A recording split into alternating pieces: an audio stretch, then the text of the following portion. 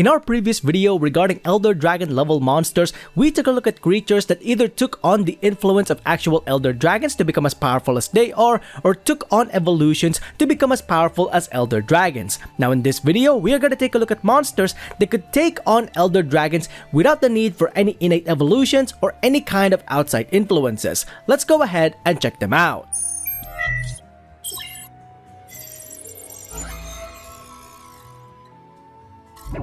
Hey everyone, KordaPinoyX here once again, back with another Monster Hunter video, and this is now part 2 of our Elder Dragon level monsters seen throughout the Monster Hunter series. In my previous video, we spoke about Elder Dragon level monsters that either had to evolve or take on the influence of Elder Dragons to become as powerful as they are, but in this video, we are now going to take a look at creatures that are considered to be Elder Dragon level just based on their own raw power and performance. If you want to go ahead and check out the previous video on this subject, I've gone ahead and put a link in the description below so you can go ahead and check out that particular video.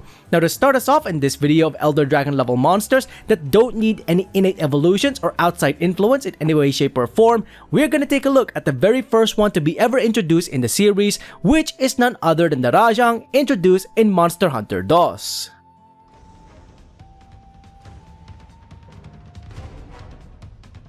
Now at this point, there's no real need for me to prove that the RAJANG is an Elder Dragon level monster because in Iceborne alone, there's plenty of evidence to provide us with the necessary information that the RAJANG is actually an Elder Dragon level monster, especially considering the fact that in the Guiding Lands, the RAJANG and any Elder Dragons would actually have a turf war in order to show which creature is actually going to be standing supreme within the Guiding Lands alone. The RAJANG and the Elder Dragon that it dares to challenge will stand on equal grounds, but it really shows you just how powerful the RAJANG is, to the point that it would even take on variant transformed Elder Dragons such as the Ruiner Nergigante.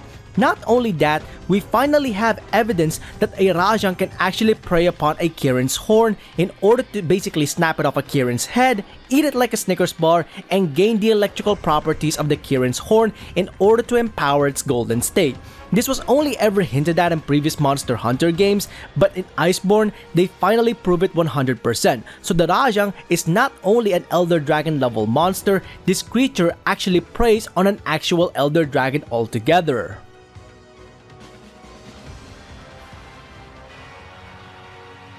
The next Elder Dragon level monster we're gonna be looking into is none other than the giant enemy crab that is the GAOREN. Now with regards to GAOREN, not only is this a colossal carapacian capable of destroying human settlements with its sheer size, this creature is actually carrying an Elder Dragon skull on its back, allowing certain people to mistake it for an actual Elder Dragon.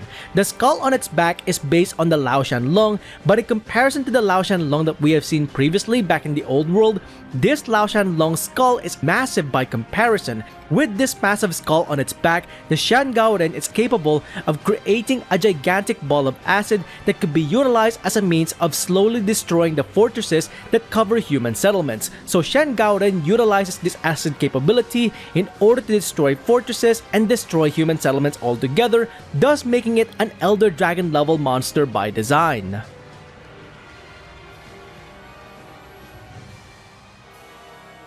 Moving on from giant enemy crabs, we now have a monster that was originally considered to be an Elder Dragon until it was reclassified as a flying wyvern instead. The ferocity, power, and capabilities of this particular creature is so extreme that in Legends, it was actually considered to be a form of god. This is none other than the Infernal Black God that is the AKANTOR, the Supremacy Wyvern. Now with regards to the power of the AKANTOR alone, this creature is capable of utilizing its powerful roar to split the earth and cause lava to spill from underground into the surface. So it's actually very capable of destroying entire ecosystems just based on its roar alone. With its physical prowess as well as the ability to dig underground, it could easily destroy foundations of any ecosystem out there, thus making the Supremacy Wyvern one of the most powerful Elder Dragon level monsters out there. Alongside this, the only real creatures that could actually challenge an AKANTOR is none other than an actual Elder Dragon or the polar opposite of AKANTOR, which is none other than the tyrant white god that is the UKANLOS, the avalanche wyvern. Now both AKANTOR and UKANLOS are equal in terms of power and ferocity and their overall legend. These creatures are both considered to be gods, and UKANLOS has the exact same capabilities of digging underground and destroying foundations on any ecosystems. This means that the guild will always monitor the presence of both AKANTOR and UKANLOS in order to make sure that these creatures never meet and never cross paths. This is because of the fact that it is believed that if both AKANTOR and UKANLOS were to ever meet each other, they would go into mortal combat and the collateral damage would be so extreme that the guild would not be able to restore the ecosystem where AKANTOR and UKANLOS would fight one another. So they would rather prevent that from ever happening to begin with, rather than dealing with the aftermath of the fight against AKANTOR and UKANLOS altogether.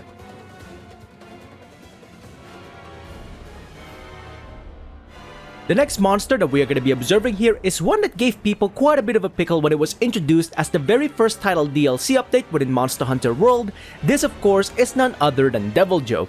Now what makes DEVILJHO an Elder Dragon level monster is the fact that this creature not only has the brute strength to match Elder Dragons and the elemental property of dragon, but also the fact that this creature has an overpowering hunger in order to keep utilizing its strength and capabilities. This means the DEVILJHO is always on the hunt for food. This is what makes the creature so nomadic, comparable to that of the Bazelgeuse in the New World. Now what makes this creature dangerous as well is that alongside the fact that it's nomadic in search of food, and it has the brute strength and capabilities to take down just about anything, this creature could easily cause other creatures to go extinct just based on its overpowering hunger alone. And not only that, a DEVILJHO would actually cannibalize its own kind in order to maintain that hunger and make sure that it stays on top of the food chain and continue consuming. This is what makes a DEVILJHO a true Elder Dragon level monster, because not only will it try to consume any other creatures across the old and the new world, it would even try to consume Elder Dragons as well.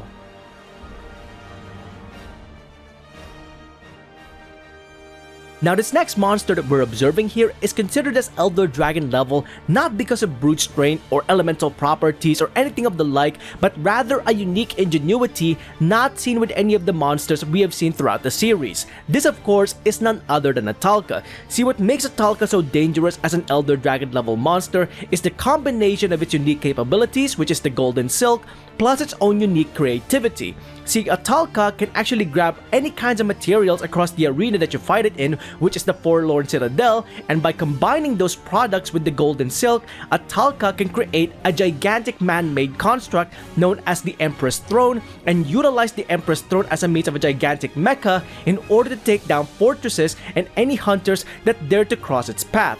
This is what makes AHtal-ka an Elder Dragon level monster. The fact that by utilizing its own ingenuity, it can actually create a body to match an Elder Dragon and start piloting it in order to take down human settlements. So AHtal-ka is definitely an Elder Dragon level monster, and one that is recognizable not for its brute strength or elemental properties, but rather a unique ingenuity almost similar to that of human creativity.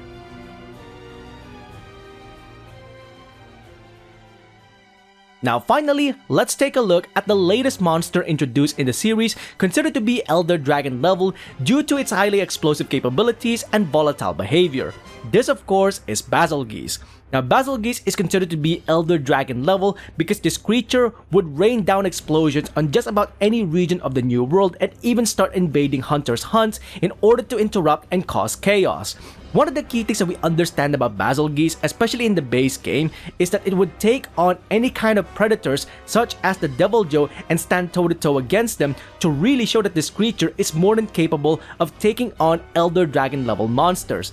As we have seen in Iceborne, this creature in its base form is even capable of standing up against a variant transformed Elder Dragon such as the likes of Ruiner Nergigante. So all in all, the Bazelgeuse is not just capable of taking on Elder Dragon level monsters, it's able to stand up against Elder Dragons themselves and even variant transformed ones in its base state. So everything about this creature really shows you that this is a monster capable of taking on an Elder Dragon level monster and an actual Elder Dragon altogether.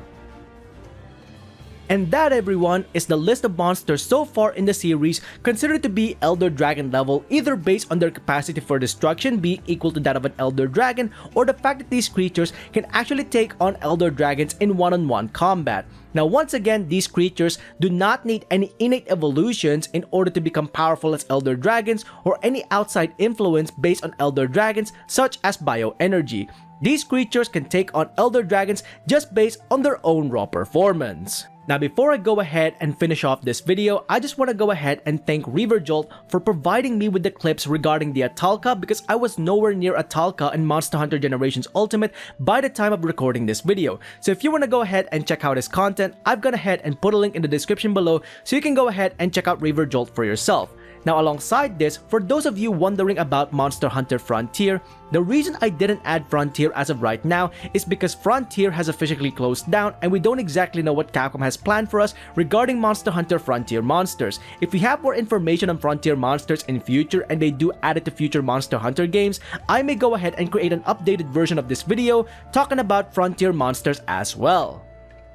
And that is pretty much it for part 2 of Elder Dragon level monsters, taking a look at creatures that could batch Elder Dragons without a need for evolution or any kind of outside influence. What do you think about these monsters taking on Elder Dragons, or even having the same capacity for destruction as Elder Dragons throughout the Monster Hunter series? Let us know in the comments below your thoughts and opinions regarding all of these Elder Dragon level creatures throughout Monster Hunter. Now, with all of that being said, if you enjoyed these videos, please consider leaving a like on the video itself and subscribing to the channel, as well as hitting that bell icon so you can go ahead and catch up on any future Monster Hunter content that I might be doing, or any other games that I might be playing in future. Until then, I hope you enjoyed this video. Thanks ever so much for watching, and I'll see you next time. Onward and upward.